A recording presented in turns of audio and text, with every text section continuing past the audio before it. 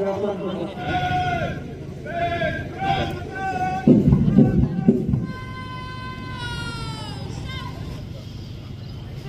গণৰাজ্য দিৱস সমগ্ৰ দেশৰ লগতে গোলাঘাট জিলাৰ অদৰ স্থানতো দেশৰ ৭৪তম সংখ্যক গণৰাজ্য দিৱস পালন কৰে।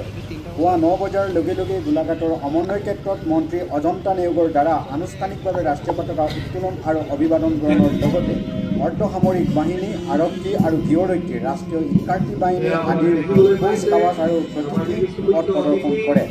মাননীয় মন্ত্ৰী মহোদয়াই কুচ কাৱাজৰ দলসমূহ পৰিদৰ্শন কৰিছে।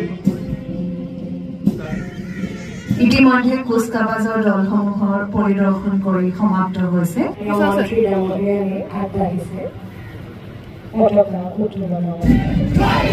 মহাত্মা শংকৰদেৱ শিশু নিকেতন গোলাঘাট বয়স নেতৃত্ব প্ৰদান কৰিছে অম্বৰেশ জ্যোতি শইকীয়া।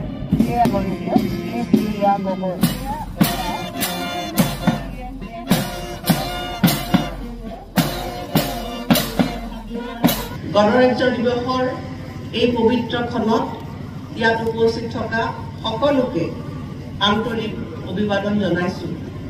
এই পবিত্ৰ ক্ষণত জাতিৰ পিতা মহামানৱ মহাত্মা গান্ধীকে ধৰি স্বাধীনতাৰ লগত চৰম ত্যাগ স্বীকাৰ কৰা দেশৰ খ্যাত অখ্যাত জীৱিত মৃত সকলো মুক্তিযোদ্ধা মই গভীৰ শ্ৰদ্ধাৰে সোঁৱৰণ কৰিছো।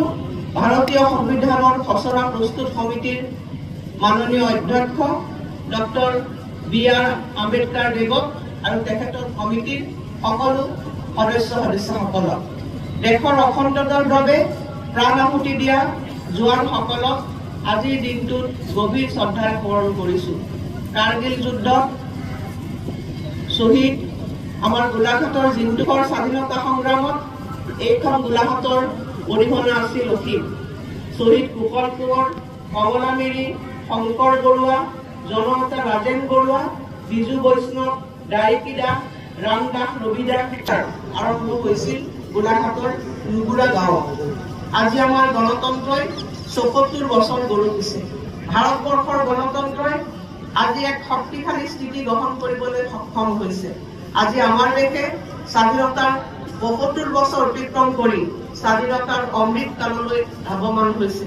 আমাৰ আশা, ভাৰতবৰ্ষৰ স্বাধীনতাই যেতিয়া ১০০ বছৰ পূৰ্ণ কৰিব তেতিয়া ভাৰতবৰ্ষ এখন বিশ্বক নেতৃত্ব দিব পৰা ৰাষ্ট্ৰলৈ পৰিগণিত হ'ব। এই বৃহৎ গণতান্ত্ৰিক দেশখনৰ এজন নাগৰিক হিচাপে আমি সকলো গৌৰৱান্বিত।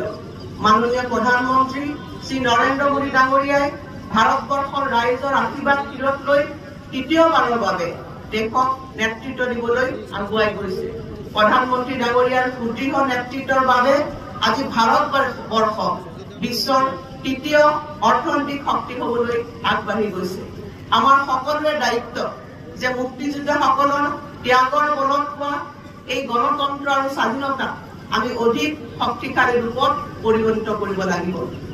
আমাৰ ৰাজ্য অসমেও আজি এখন স্বনিৰ্ভৰশীল ৰাজ্য হোৱাৰ পথত আগুৱাই গৈছে। মাননীয় মুখ্যমন্ত্ৰী ডক্টৰ হিমন্ত বিশ্ব শৰ্মা ডাঙৰীয়াৰ নেতৃত্বত অসমৰ চৰকাৰখনক ৰাইজে বিপুল স্নেহেৰে আসনত বহুৱাইছিল আৰু এই চৰকাৰখনে যোৱা সময়ছোৱা ৰাজ্যখনক এখন আগশাৰী ৰাজ্য হিচাপে প্ৰতিষ্ঠিত কৰিবলৈ অহোপুৰুষাৰ্থ কষ্ট কৰি আহিছে। এখন ৰাজ্য আগুৱাই যোৱাৰ প্ৰথম চৰ্তটোৱে হৈছে শান্তি প্ৰতিষ্ঠা। ৰাজ্য চৰকাৰে শাসনৰ দাবীলৈ আহি প্ৰথমে কৰা কামটোৱে হৈছে শান্তি সম্প্ৰীতি স্থাপন, যাৰ ফলত আজি মাননীয় কেন্দ্ৰীয় গৃহমন্ত্ৰী অমৃত শ্বাহ ডাঙৰীয়া আৰু মুখ্যমন্ত্ৰী হিমন্ত বিশ্ব শৰ্মা ডাঙৰীয়াৰ আন্তৰিক প্ৰচেষ্টাত ৰাজ্যখনত আজি শান্তি স্থাপন হৈছে।